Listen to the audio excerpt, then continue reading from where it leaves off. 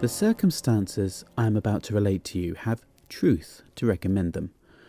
They happened to myself, and my recollection of them is as vivid as if they had taken place only yesterday. 20 years, however, have gone by since that night, and during those 20 years I have told the story to but one other person. I tell it now with a reluctance which I find difficult to overcome. All I entreat, meanwhile, is that you will abstain from forcing your own conclusions upon me. I want nothing explained away. I desire no arguments. My mind on this subject is quite made up, and, having the testimony of my own senses to rely upon, I prefer to abide by it. Well, it was 20 years ago, and within a day or two of the end of the grouse season. I had been out all day with my gun, and had no sport to speak of. The wind was due east, the month December, the place, a bleak wide moor in the far north of England. And I had lost my way. It was not a pleasant place in which to lose one's way, with the first feathery flakes of a coming snowstorm just fluttering down upon the heather, and the leaden evening closing in all around. I shaded my eyes with one hand, and stared anxiously into the gathering darkness, where the purple moorland melted into the range of low hills, some 10 or 12 miles distant. Not the faintest smoke wreath, not the tiniest cultivated patch, or fence, or sheep track met my eyes in any direction. There was nothing for it but to walk on, and take my chance of finding what shelter I could. So I shouldered my gun again, and pushed wearily forward, for I had been on foot since an hour after daybreak, and had eaten nothing since breakfast. Meanwhile the snow began to come down with ominous steadiness, and the wind fell. After this the cold became more intense, and the night came rapidly up. As for me, my prospects darkened with the darkening sky, and my heart grew heavy as I thought how my young wife was already watching for me through the window of our little inn parlour, and thought of all the suffering in store for her throughout this weary night. We had been married 4 months, and, having spent our autumn in the Highlands, were now lodging in a remote little village situated just on the verge of the great English moorlands. We were very much in love, and, of course, very happy. This morning, when we parted, she had implored me to return before dusk, and I had promised her that I would. Even now, weary as I was, I felt that with a supper and an hour's rest and a guide, I might still get back to her before midnight, if only guide and shelter could be found. And all this time the snow fell, and the night thickened. I stopped and shouted every now and then, but my shouts seemed only to make the silence deeper. Then a vague sense of uneasiness came upon me, and I began to remember stories of travellers who had walked on and on in their falling snow until, wearied out, they were fain to lie down and sleep their lives away. Would it be possible, I asked myself, to keep on thus through all the long dark night? Would there not come a time when my limbs must fail and my resolution give away, when I, too, must sleep the sleep of death? Oh, death! I shuddered. How hard to die just now, when life lay all so bright before me. How hard for my darling, whose whole loving heart... But that thought was not to be borne. To banish it, I shouted again, louder and longer, and then listened eagerly. Was my shout answered, or did I only fancy I heard a far-off cry? I hallooed again, and again the echo followed. Then a wavering speck of light came suddenly out of the dark, shifting, disappearing, growing momentarily nearer and brighter. Running towards it at full speed, I found myself, to my great joy, face to face with an old man and a lantern. "Thank God!" was the exclamation that burst involuntarily from my lips. Blinking and frowning, he lifted his lantern and peered into my face. "What for?" growled he sulkily. "Well, for you. I began to fear I should be lost in the snow." Folks do get cast away hereabouts from time to time, and what's to hinder you from being cast away likewise, if the Lord's so minded?" "If the Lord is so minded that you and I shall be lost together, friend, we must submit," I replied. But I don't mean to be lost without you. How far am I from Dwolding? Oh, good 20 miles, more or less.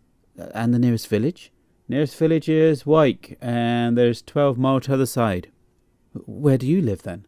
Oh, out yonder, said he, with a vague jerk of a lantern.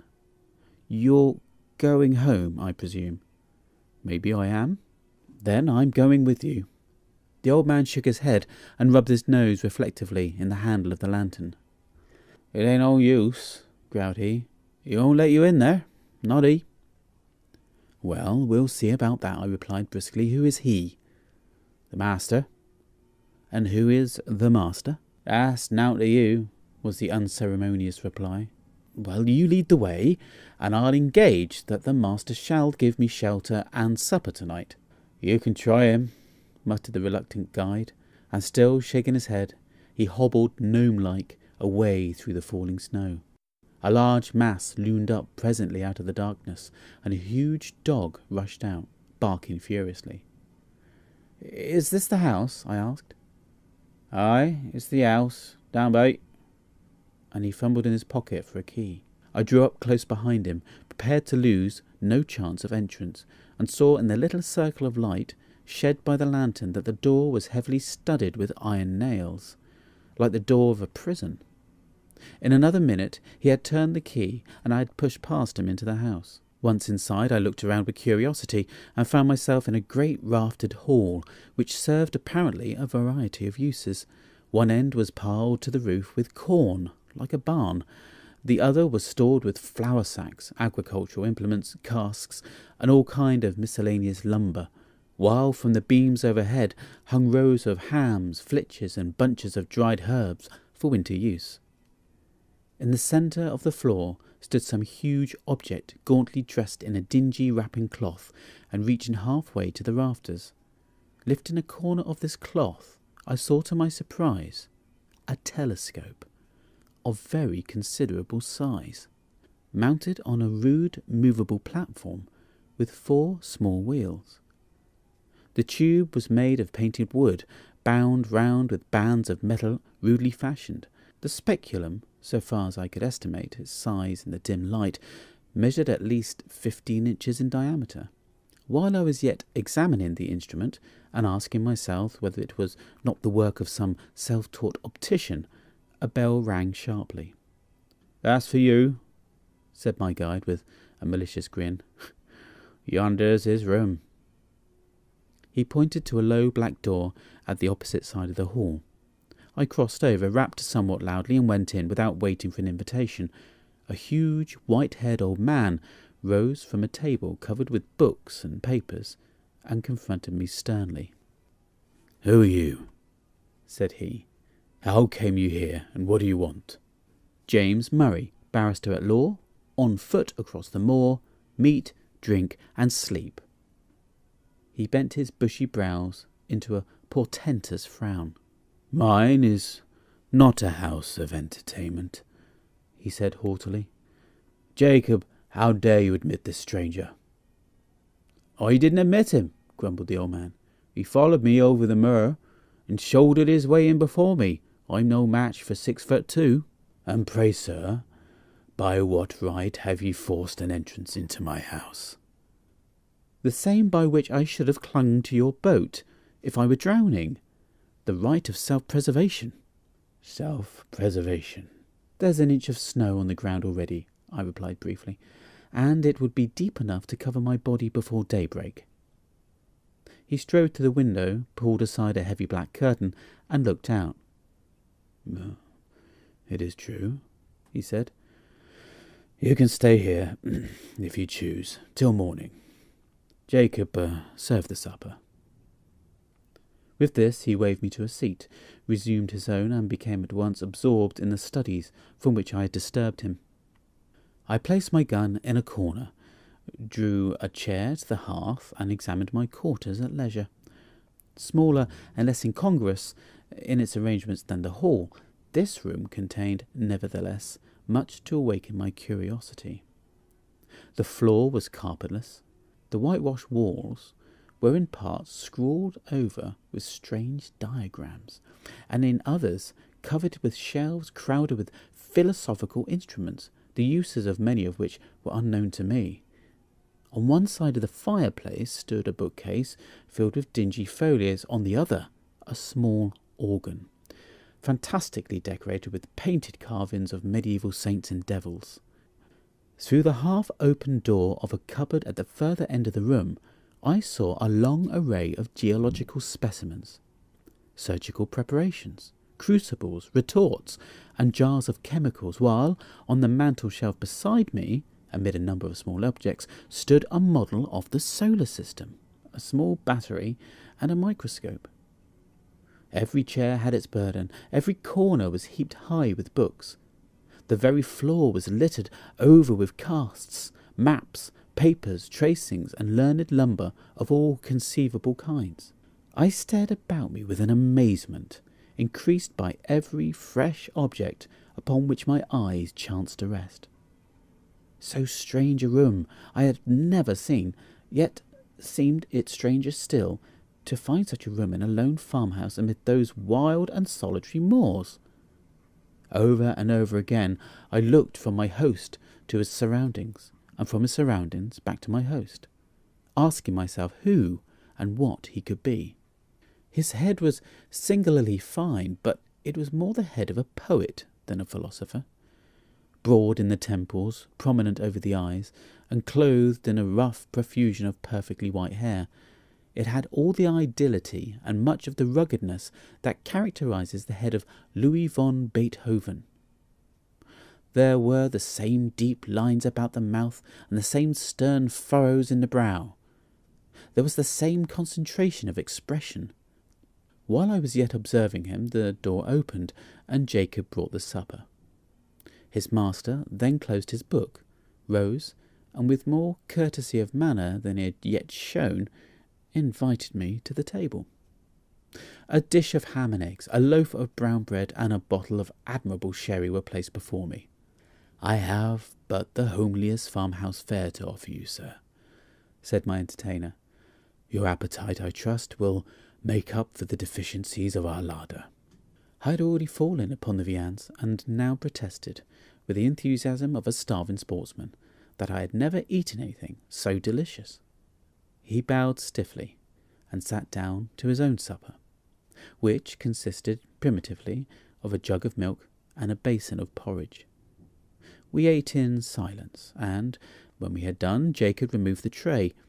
I then drew my chair back to the fireside.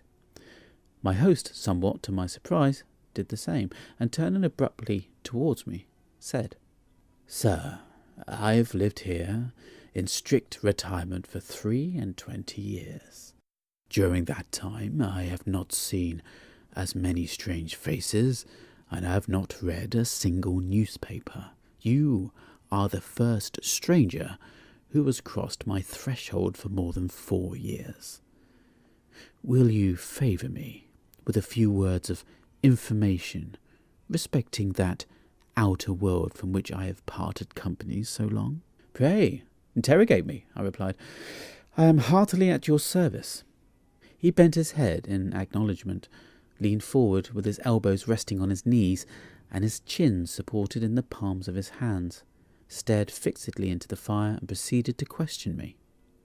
His inquiries related chiefly to scientific matters, with the later progress of which, as applied to the practical purposes of life, he was almost wholly unacquainted. No student of science myself, I replied as well as my slight information permitted, but the task was far from easy, and I was much relieved when, passing from interrogation to discussion, he began pouring forth his own conclusions upon the facts which I had been attempting to place before him. He talked, and I listened, spellbound. He talked till I believe he almost forgot my presence, and only thought aloud.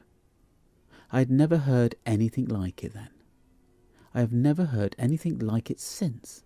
Familiar with all systems of all philosophies, subtle in analysis, bold in generalization, he poured forth his thoughts in an uninterrupted stream, and, still leaning forward in the same moody attitude with his eyes fixed upon the fire, wandered from topic to topic, from speculation to speculation, like an inspired dreamer.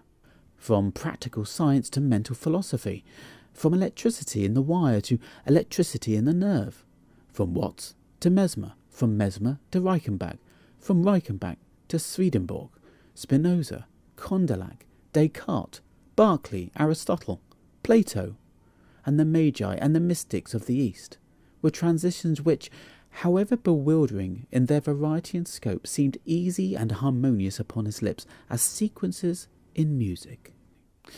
By and by, I forget now by what link of conjecture or illustration, he passed on to that field which lies beyond the boundary line of even conjectural philosophy, and reaches no man knows whither. He spoke of the soul and its aspirations, of the spirit and its powers, of second sight, of prophecy, of those phenomena which, under the names of ghosts, spectres, and supernatural appearances, have been denied by the sceptics and attested by the credulous of all ages. The world, he said, grows hourly more and more sceptical of that lies beyond its own narrow radius, and our men of science foster that fatal tendency. They condemn as fable all that resists experiment. They reject all false that cannot be brought to the test of the laboratory or a dissecting room. Against what superstition have they waged so long and obstinate a war as against the belief in apparitions? And yet what superstition has maintained its hold upon the minds of men so long and so firmly? Show me any facts in physics, in history, in archaeology, which is supported by testimony so wide and so various, attested by all races of all men, in all ages and in all climates, by the soberest sages of antiquity, by the rudest savage of today, by the Christian, by the pagan, the pantheist, materialist. This phenomenon is treated as a nursery tale by the philosophers of our century. Circumstantial evidence weighs with them as a feather in the balance. The comparison of causes with effects, however valuable in physical science, is put aside as worthless and unreliable. The evidence of competent witnesses, however conclusive in the court of justice, counts for nothing. He who pauses before he pronounces is condemned as a trifler. He who believes is a dreamer or a fool. He spoke with bitterness, and having said thus, relapsed for some minutes into silence. Presently he raised his head from his hands, and added with an altered voice and manner, I, too, was branded a visionary, held up to ridicule by my contemporaries, and hooted from that field of science which I had laboured with honour during all the best years of my life. These things happened just 23 years ago. Since then, I have lived as you see me living now, and the world has forgotten me, as I have forgotten the world. You have my history. It is a very sad one, I murmured, scarcely knowing what to answer. It's a very common one, he replied. I have only suffered for the truth, as many a better and wiser man has suffered before me. He rose, as if desirous of ending the conversation, and went over to the window.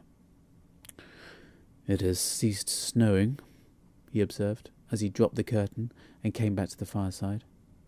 Ceased? I exclaimed, starting eagerly to my feet. Oh, if it were only possible, but no, it is hopeless. Even if I find my way across the moor, I could not walk 20 miles tonight. Walk 20 miles tonight? Repeated my host. What are you thinking of? Of my wife, I replied impatiently. Of my young wife, who does not know that I have lost my way, and who is at this moment breaking her heart with suspense and terror. Where is she? At Dwolding, 20 miles away. At Dwolding, he echoed thoughtfully. Yes, the distance is true, is 20 miles, but are you so very anxious to save the next 6 or 8 hours? So very, very anxious that I would give 10 guineas at this moment for a guide and a horse. Your wish can be gratified, at a less costly rate. he said, smiling. "If Jacob were to go with you across the moor and put you into the old coach road, you could find your way, I suppose, to where it joins the new one?" "Oh, easily, gladly." He smiled again, rang the bell, gave the old servant his directions, and, taking a bottle of whisky and a wine-glass from the cupboard in which he kept his chemicals, said, "The snow lies deep, and it will be difficult walking tonight on the moor. A glass before you start?" I would have declined the spirit, but he pressed it upon me, and I drank it. It went down my throat like liquid flame and almost took my breath away. "It is strong," he said, "but it will help to keep out the cold. And now you have no moments to spare. Good night." I thanked him for his hospitality, and would have shaken hands, but that he turned away before I could finish my sentence. In another minute I had traversed the hall. Jacob had locked the outer door behind me, and we were out in the wide, white moor. Although the wind had fallen, it was still bitterly cold. Not a star glimmered in the black vault overhead. Not a sound, save the rapid crunching of the snow beneath our feet, disturbed the heavy stillness of the night. Jacob, not too well pleased with his mission, shambled on before in sullen silence, his lantern in his hand and his shadow at his feet. I followed, with my gun over my shoulder, as little inclined for conversation as himself. My thoughts were full of my late host. His voice yet rang in my ears. His eloquence yet held my imagination captive. I remember to this day, with surprise, how my overexcited brain retained whole sentences and parts of sentences, troops of brilliant images and fragments of splendid reasoning, in the very words in which he had uttered them. Musings thus over what I had heard, and striving to recall a lost link here and there, I strode on at the heels of my guide, absorbed by the unobservant. Presently, at the end, as it seemed to me, of only a few minutes, he came to a sudden halt and said, "Yon's your road. Keep the stone fence to your right hand, and you can't fail of the way." "This, then, is the old coach road?" "Aye, 'tis the old coach road." "And how far do I go before I reach the crossroads?" Nigh upon 3 mile."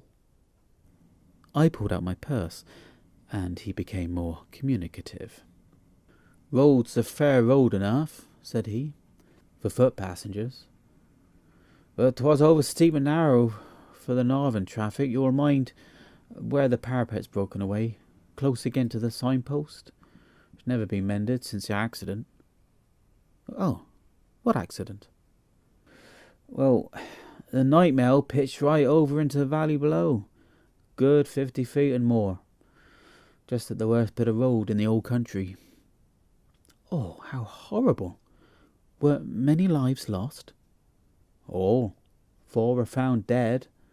T'other 2 died next morning." "How long is it since this happened?" "Just 9 year." "Near the signpost, you say?" "I will bear it in mind. Good night." "Good night, sir, and thank'ee." I watched the light of his lantern till it quite disappeared, and then turned to pursue my way alone. This was no longer a matter of the slightest difficulty, for, despite the dead darkness overhead, the line of stone fence showed distinctly enough against the pale gleam of the snow. How silent it seemed now, with only my footsteps to listen to. How silent, and how solitary. A strange, disagreeable sense of loneliness stole over me. I walked faster. I hummed a fragment of a tune. I cast up enormous sums in my head and accumulated them at the compound interest. I did my best, in short, to forget the startling speculations to which I had just been listening, and, to some extent, I succeeded. Meanwhile, the night air seemed to become colder and colder, and though I walked fast, I found it impossible to keep myself warm. My feet were like ice, and I lost sensation in my hands. I even breathed with difficulty, as though, instead of traversing a quiet North Country highway, I was scaling the uppermost heights of some gigantic Alp. This last symptom had become presently so distressing that I was forced to stop for a few minutes and lean against the stone fence. As I did so, I chanced to look back up the road, and there, to my infinite relief, I saw a distant point of light, like the gleam of an approaching lantern. I at first concluded that Jacob had retraced his steps and followed me, but even as the conjecture presented itself, a second light flashed into sight, a light evidently parallel with the first and approaching at the same rate of motion. It needed no second thought to show me that these must be carriage lamps of some private vehicle, though it seemed strange that any private vehicle should take a road disused and dangerous. There could be no doubt, however, of the fact, for the lamps grew larger and brighter every moment, and I even fancied I could already see the dark outline of the carriage between them. It was coming up very fast and quite noiselessly, the snow being nearly a foot deep under the wheels. And now the body of the vehicle became distinctly visible behind the lamps. It looked strangely lofty. A sudden suspicion flashed upon me. Was it possible that I had passed the crossroads in the dark without observing the signpost? And could this be the very coach which I had come to meet? No need to ask myself that question a second time, for here it came, around the bend of the road, guard and driver, one outside passenger, and 4 steaming greys, all wrapped in a soft haze of light, through which the lamps blazed out like a pair of fiery meteors. I jumped forward, waved my hat, and shouted. The mail came down at full speed and passed me. For a moment I feared that I had not been seen or heard, but it was only for a moment. The coachman pulled up. The guard, muffled to the eyes in capes and comforters, and apparently sound asleep in the rumble, neither answered my hail nor made the slightest effort to dismount. The outside passenger did not even turn his head. I opened the door for myself and looked in.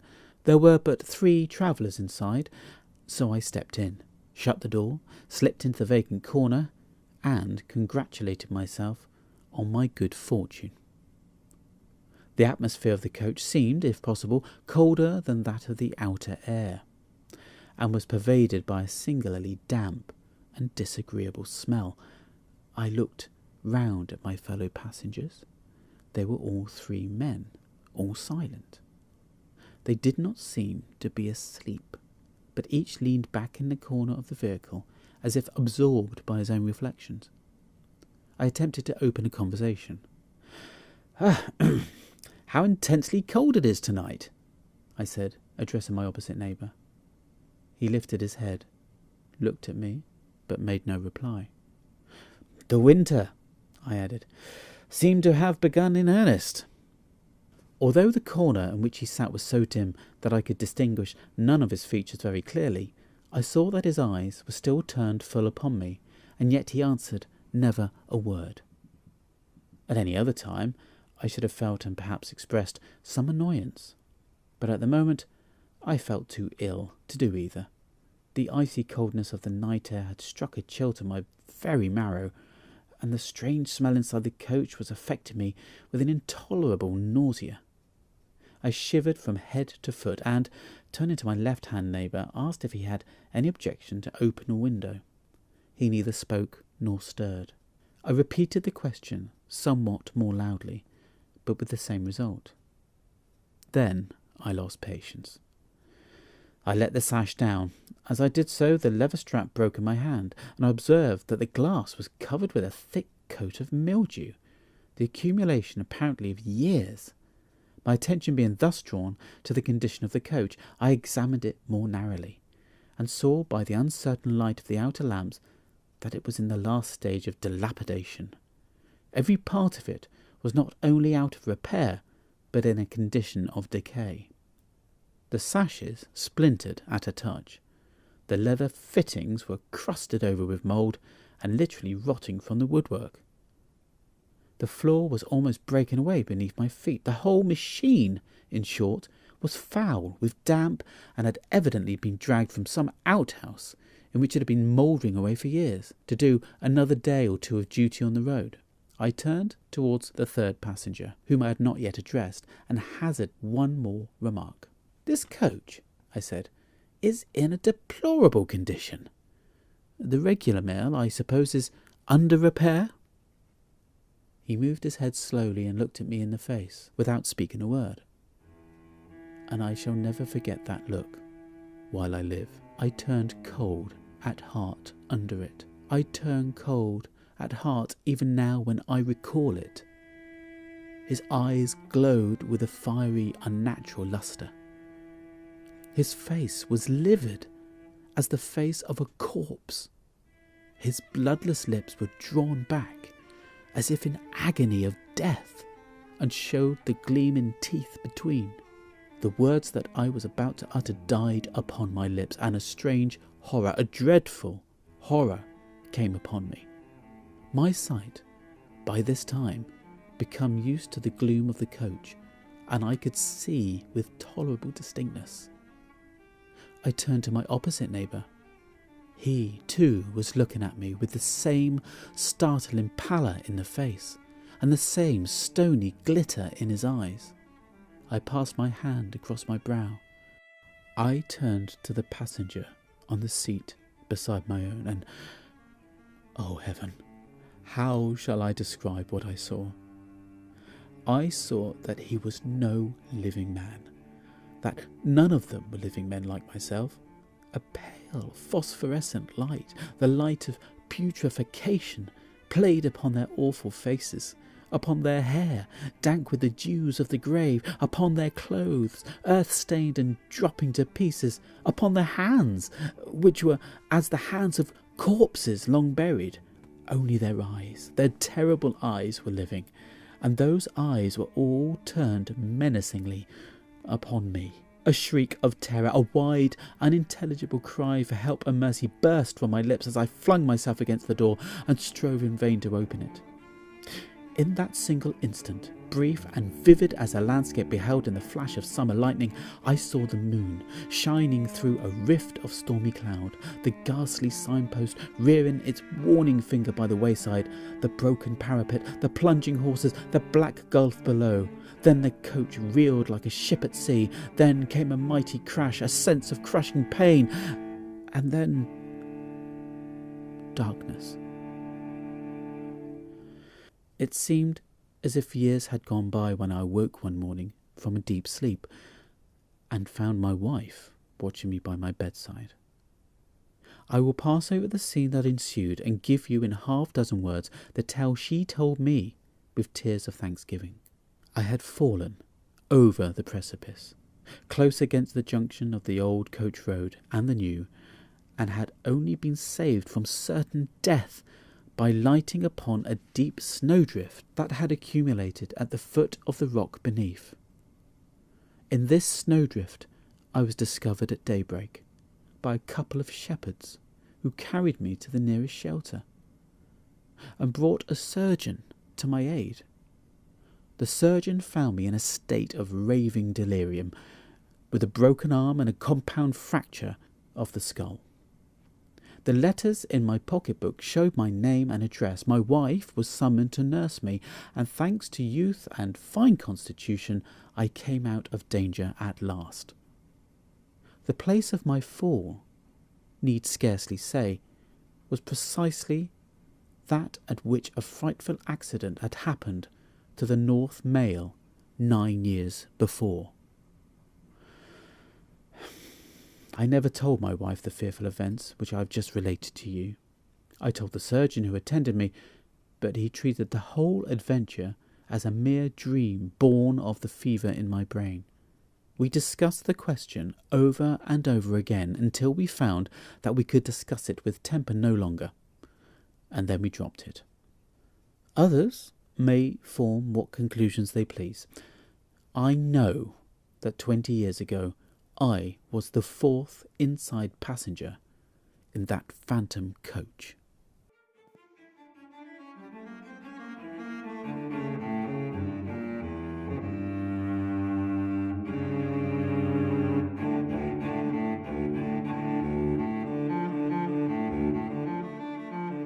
The Phantom Coach by Amelia B. Edwards. Read by Lee Rawlings. For Shadows on the Wall. Shadows on the Wall retain the copyright of the recording, 2018. The story is in the public domain. The music was by Doug Maxwell, Solo Cello Passion, and Balaz's The Dark House. Both pieces of music are royalty-free and can be found on YouTube. I hope you enjoyed it, and, well, until next time, goodbye.